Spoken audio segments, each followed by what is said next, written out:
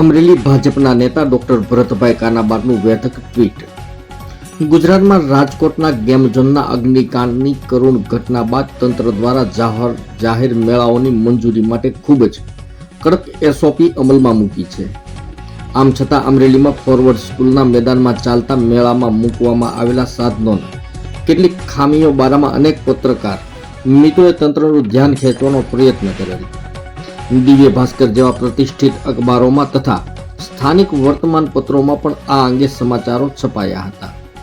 સ્થાનિક તંત્રે આ બાબતની કેટલી ગંભીરતા તેની કોઈ માહિતી નથી, પણ લોકોના જીવનું જોખમ ઊભું ના થાય તે માટે જેમણે આ અંગે અવાજ ઉઠાવેલ તેમની સામે પોલીસે એફઆઈઆર નોંધી છે. એફઆઈઆર નોંધાતાના પહેલા પોલીસ તંત્રે ઊંડા ઉતરી સાચી હકીકત જાણવાનો પ્રયત્ન કરવાની જરૂર હતી.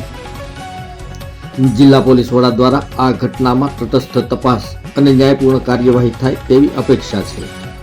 મુખ્યમંત્રી, નાયબ મુખ્યમંત્રી, અમરેલી એસપી, અમરેલી કલેક્ટરને સોશિયલ મીડિયા મારફતે ટેગ કરતા ડોક્ટર કાનાબાર.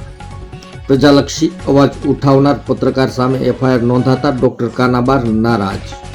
એટલે રાજકોટમાં જે ગેમ ઝોનમાં જે ઘટના બનેલી અગ્નિકાંડની, જેમાં ઘણા નિર્દોષ નાગરિકોએ એમને જાન ગુમાવવા પડેલા, ત્યાર પછી સરકારે આ પ્રકારના ગેમ ઝોન, લોકમેળાઓ એને માટેની એસઓપી એક નક્કી કરી છે.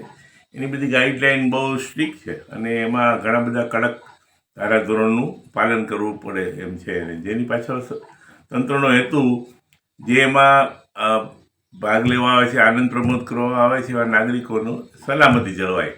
પણ હમણાં જાણવા મળ્યું કે ફોરવર્ડ સ્કૂલમાં એક મેળો ચાલી રહ્યો છે અને કેટલાક પત્રકાર મિત્રોએ એમાં ઘણી બધી ખામીઓ કે ત્રુટીઓ હતી એવું એમના વિડીયો દ્વારા, એના શૂટિંગ દ્વારા દર્શાવેલું અને તંત્રને જગાડવાનો પ્રયાસ કર્યો. તંત્રે શું પગલાં લીધા, તંત્રે એમાં શું કાળજી લીધેલી મને ખ્યાલ નથી, પણ પછી જાણવા મળ્યું કે એમાં એ પૈકીના એક પત્રકાર ઉપર એફઆઈઆર કરવામાં આવી છે. હવે એફઆઈઆરમાં જે આક્ષેપો કરવામાં આવે છે એની કોઈ ચકાસણી પણ કરવામાં આવેલી નથી અને હું ઈચ્છું કે પોલીસ તંત્ર એમાં ઊંડા ઉતરીને ખરેખર ન્યાયિક અને તટસ્થ તપાસ કરે, જેને કારણે જે પત્રકાર મિત્રો, જે અખબારી જગતના પ્રતિનિધિઓ લોકોની હિતના પ્રશ્નો ઉઠાવે છે, એવો સુરક્ષિત રહે, એમને એમની હિંમત જળવાઈ રહે. Thank you.